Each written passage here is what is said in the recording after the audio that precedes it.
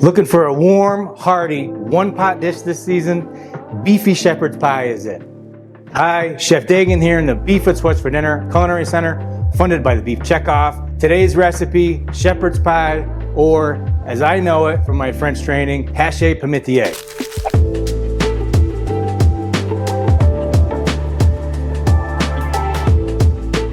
First, we're gonna start off with preheating our oven to 450. While that's heating up, we're gonna go ahead and cook our ground beef. Okay, I got my cast iron pan here. If you have ground beef that has a little bit more fat content in it, you may wanna render this off and then drain it. But we're gonna go ahead and break this up into small pieces. We're gonna season our beef, a little salt and a little pepper.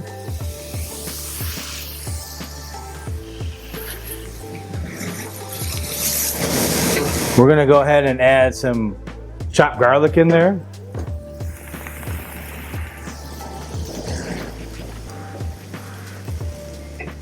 We're gonna cut up an onion.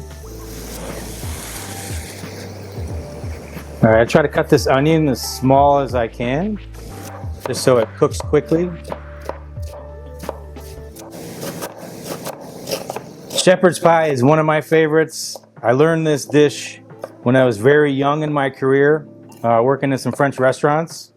They called it haché pimentier, essentially the same thing. There we go. Throw some onions in there. We're gonna let those onions kind of sweeten up, get those caramelized if we can. Okay, while those onions are cooking, we're gonna go ahead and put a little Fresno chili in there.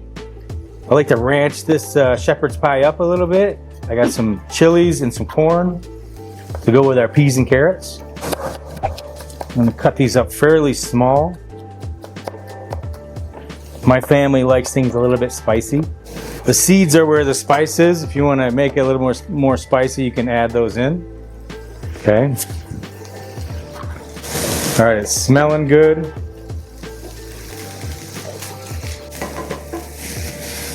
All right, let's cut up some corn.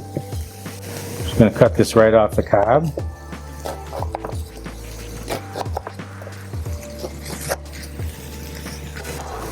And I'm gonna pop this in.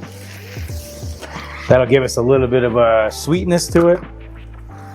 We got some sweet, we got some spicy, we got some delicious beef. And we'll just cook this for about 5 minutes or so until the onions get nice and translucent. We're gonna go ahead and add our peas and carrots. Can't have nice shepherd's pie without peas and carrots. Okay, we're gonna stir those in. As you can see, this is looking good. You can add whatever vegetables you would like into this. This is looking really nice though. And then we're gonna add some gravy. Okay, this is just some gravy we got at the store. You can make your own. We're gonna go ahead and add some of this in there. Give it a nice little stir. As you can see, this looks good enough to eat as is. But we're gonna top it with some Yukon mashed potatoes and then bake it. Delicious. We're gonna set this aside now that it's cooked perfectly. And I have some mashed potatoes that are ready to go here. One step that's not in the recipe that I like to do is add a couple of egg yolks into the mashed potatoes. It just helps the potatoes caramelize a little bit, helps them brown a little bit, adds a little richness in there. It's just something I've always done. And now we're ready to top our beef and go ahead and bake this thing. I'm gonna bring this over so it's just easier to work with. We have our mashed potatoes.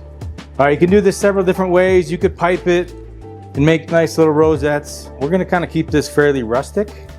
Okay, we're gonna make little blops here, little dabs. We want a nice even layer, just so everybody gets the perfect bite. You know, this dish is great for families, ones that are on the go. Doesn't take a lot of time. There's not a lot of cleanup. You can kind of see, we're just kind of evening out the potatoes. Okay, and then I'm just gonna take a spatula and just kind of smooth it out. And then we're just gonna shape it and then bake it. You can use your creativity on any part of this.